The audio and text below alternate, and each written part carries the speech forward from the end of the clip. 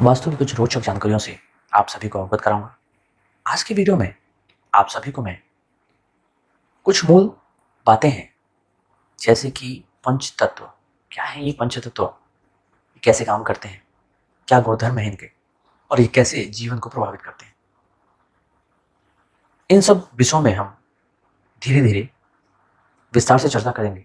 But आज मैं आप लोगों को पंच तत्वों में से दो मुख्य तत्वों के बारे में बताऊंगा, जिसमें से जो 5 तत्व हैं वो जल, वायु, अग्नि, पृथ्वी, आकाश।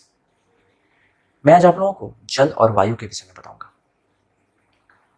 जल, जैसा कि हम जल को जब देखते हैं तो हमें एक शांति, ठहराव, स्थिरता महसूस होती है।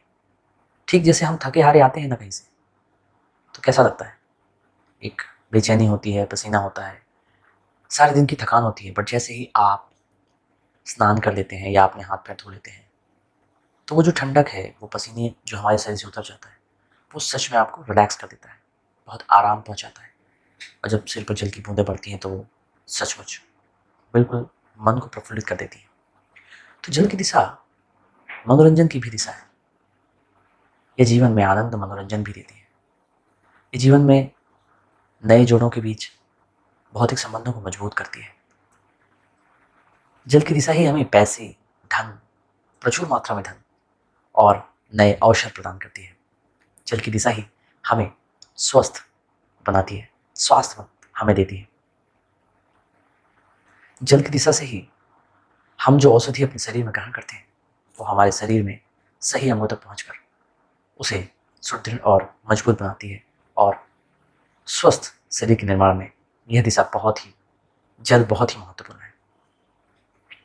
यूँ कहें कि जल की दिशा की तरफ, अर्थात जो जल की दिशाएं हैं, उन दिशाओं में ये गुणधर्म है, वो आपको सहयोग करती है इन चीज़ों को पाने में। इसी तरह अगला जो गुण है वह है स्पष्टता। अगर आपको आपके जीवन में स्पष्टता नहीं हो रही है, लग रहा है कि मैं करना कुछ चाहता हूँ, हो कुछ रहा है, या मैं असमंजस में हूँ कि मैं करूँ क्या, तो कहीं ना कहीं जो ईशान कोण है, नॉर्थ ईस्ट की दिशा है, आप अगर उसको चेक करेंगे तो आप पाएंगे कि वहाँ पर कुछ ना कुछ स्टोरेज हो रखा है या कुछ नेगेटिव कलर्स हो रखे हैं, अर्थात जल की दिशा है। तो जल की दिशा में अगर जल के गुण के बजाय किसी और एंटी एलिमेंट्स, कोई और तत्व, कोई और गुणधर्म का, यानी अग्नि या फिर पृथ्वी तत्व आ जाता है, तो वो उसके विपरीत काम करता है। तो ये रहे जल के गुण और उसमें आ रहे अड़चनों के संबंधित जो अग्नि और जो पृथ्वी तत्व है, ये बाधा उत्पन्न करते हैं। इसके बाद हम बात करेंगे वायु की। वायु के गुणधर्म के बारे में जानेंगे। वायु का रंग हमारे ऋषि मुनियों ने हरे रंग से संबोधित किया इसे। उन्होंने अपनी सूक्ष्म ध्यान प्रक्रिया से इसे महसूस किया। वायु हर वक्त चलायमान रहती है। तो जो वायु के गुण हैं वो है कनेक्टिविटी के, वो नए लोगों से आपको कनेक्ट करने के गुण हैं, वो आपको खुशियाँ देने के गुण हैं, आपको अलग अलग जगहों पर सैर कराना, घूमने फिरने से संबंधित है। आपके शरीर को चलाने का भी कारण वायु ही है। आपके पैरों में ताकत वायु से आती है, लेकिन अधिक बढ़ जाए तो दर्द भी होता है। इसीलिए आयुर्वेद में वात रोग कहा जाता है। इम्बैलेंस होने पर शरीर में दर्द उत्पन्न होता है। तो वायु के गुण माइंड के लेवल पे भी काम करता है कि प्रॉपर मंथन किसी विषय को लेकर अगर करना है तो यह भी वायु की दिशा से आता है। और वायु का गुण अग्नि को सपोर्ट भी देना है।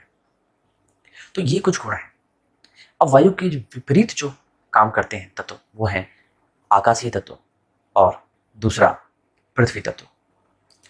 अगर ये किसी रूप में आते हैं वायु की दिशाओं में, तो उस दिशा के जो गुणधर्म है वो दूषित होते हैं, वो डिस्टर्ब होते हैं, और आपको उन दिशाओं में के जो गुणधर्म है उससे संबंधित परेशानियां आती हैं। तो आज के लिए इतना ही। बहुत बहुत धन्यवाद। अगले एपिसोड में, अगले वीडियो में आप जानेंगे कि अग्नि और पृथ्वी तत्व के गुणधर्म कैसे हैं। धन्यवाद। नमस्कार।